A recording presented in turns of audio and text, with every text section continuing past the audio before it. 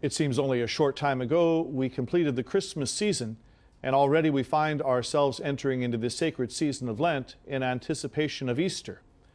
Even as we find ourselves this day, we're invited to consider Lent not simply as a time of struggle or pain or suffering or temptation, but also as a season of joy and anticipation.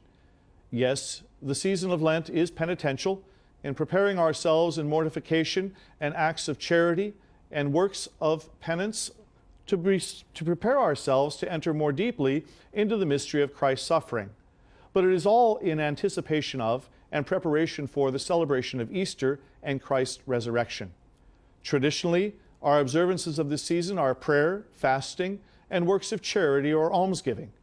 And each of us are invited to enter into this season as we are able.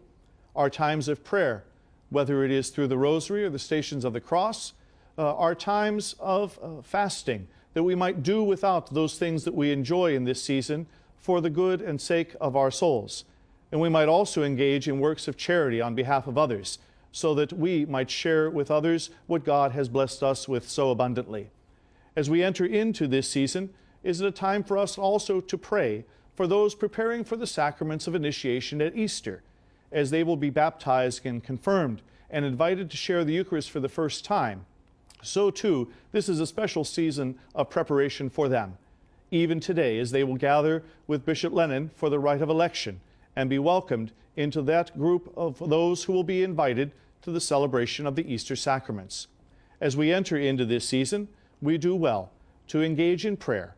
to engage in our own fasting and mortification, and to also engage in those works of charity, not simply for ourselves, but for the good of the Church and for the good of those who will celebrate the Easter sacraments.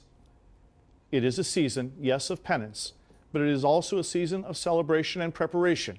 that we might also be joyful in this time, even as we don penitential purple,